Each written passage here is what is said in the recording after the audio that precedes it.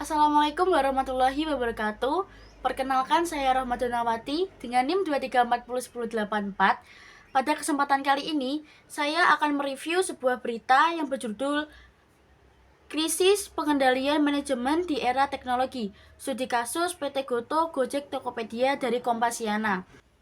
Tugas ini untuk memenuhi tugas UAS mata kuliah Manajemen Strategi oleh dosen pengampu Dr. Oktavia Ardika Putri, SSI, MM. Baik, langsung saja kita ke pembahasannya. Jadi, kasus PT Goto menggambarkan krisis pengendalian manajemen di perusahaan teknologi yang besar yang tumbuh sangat cepat, tetapi tidak diimbangi dengan sistem kontrol yang matang. Pasca merger Gojek dan Tokopedia, Goto menghadapi tekanan besar untuk mencapai profitabilitas di tengah persaingan digital yang ketat. Dalam praktiknya, perusahaan terlalu lama mengandalkan strategi growth at all cost atau pertumbuhan penggunaan dan transaksi. Sementara pengendalian biaya, evaluasi kinerja, dan integrasi internal belum berjalan optimal. Situasi ini memunculkan keputusan reaktif seperti efisiensi besar-besaran dan juga PHK yang menunjukkan bahwa sistem pengendalian manajemen belum mampu mendeteksi dan mengoreksi masalah sejak dini. Untuk selanjutnya yaitu identifikasi faktor lingkungan baik dari internal maupun eksternal. Nah, dari sisi internal, masalah utama Goto terletak pada perencanaan keuangan dan pengendalian biaya.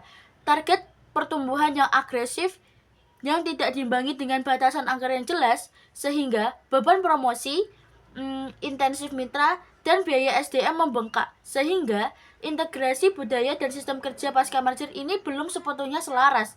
Dalam berbagai pengalaman banyak perusahaan hasil merger, perbedaan budaya kerja dan KPI antar unit sering menimbulkan duplikasi fungsi dan konflik kepentingan. Selain itu, sistem penilaian kinerja pun ini lebih menekankan pada angka pertumbuhan dibanding efisiensi dan berkelanjut. Kemudian dari sisi eksternal, Goto menghadapi persaingan ekstrim dari pemain regional dan global seperti Grab, Shopee, dan juga TikTok Shop yang sama-sama agresif dalam promosi. Jadi mereka itu sama-sama membranding supaya lebih baik seperti itu. Nah, selain itu, perubahan kondisi ekonomi makro dan menurunnya kepercayaan investor terhadap perusahaan teknologi yang belum profit turut memberikan tekanan.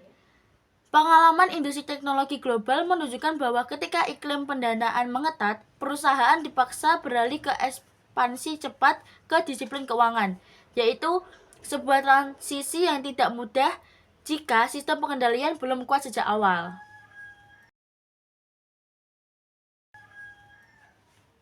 Kemudian, analisis SWOT kasus Goto. Nah, yang pertama yaitu kekuatan atau strength. Goto memiliki ekosistem digital yang besar dengan basis penggunaan yang luas, data konsumen yang sangat kaya, serta infrastruktur teknologi yang kuat. Nah, keunggulan ini tuh memberikan potensi besar untuk integrasi layanan dan juga efisiensi jangka panjang jika dikelola dengan baik. Kemudian kelemahan atau weakness. Kelemahan utama terletak pada lemahnya sistem pengendalian manajemen, terutama dalam perencanaan anggaran, pengukuran kinerja, dan evaluasi berkelanjutan. Nah, Goto ini fokus berlebihan pada pertumbuhan, sehingga membuat perusahaan kurang siap menghadapi fase konsolidasi atau penyatuan. Kemudian peluang atau opportunities. Nah, peluang masih terbuka besar karena pasar digital Indonesia terus tumbuh. Dengan pemanfaatan big data dan juga teknologi analitik, Goto ini sebenarnya berpeluang meningkatkan efisiensi operasional dan mengembangkan model bisnis yang lebih berkelanjutan. Selanjutnya yaitu ancaman. Nah, Goto mendapat ancaman dari kompetitor yang semakin inovatif dan juga efisien. Karena kita tahu bahwa dunia digital ini semakin berkembang, jadi banyak kompetitor yang semakin bersaing untuk membangun brandingnya, serta risiko penurunan kepercayaan investor Jika krisis pengendalian manajemen tidak segera diperbaiki, maka Goto berisiko kehilangan daya saing meskipun memiliki skala besar. Yang selanjutnya yaitu strategi yang tepat menggunakan pendekatan strategi bersaing.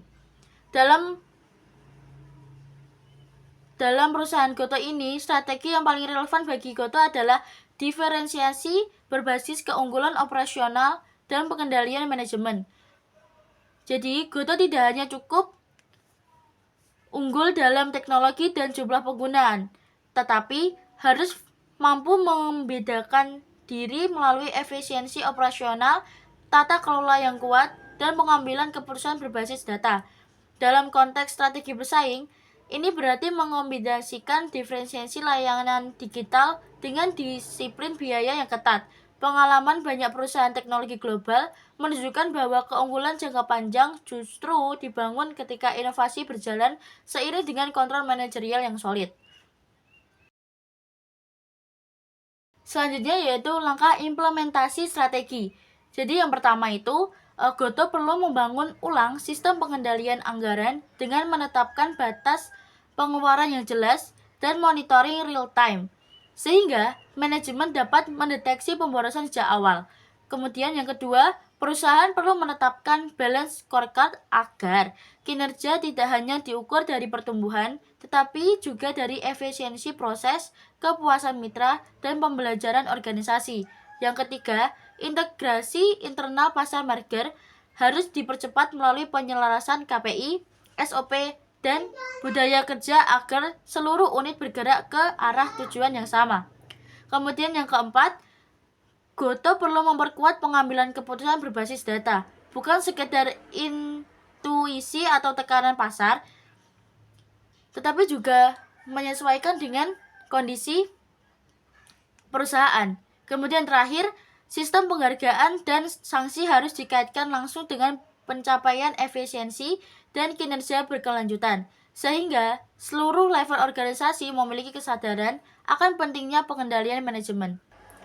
Sekian dari saya, kurang lebihnya saya mohon maaf. Wassalamualaikum warahmatullahi wabarakatuh.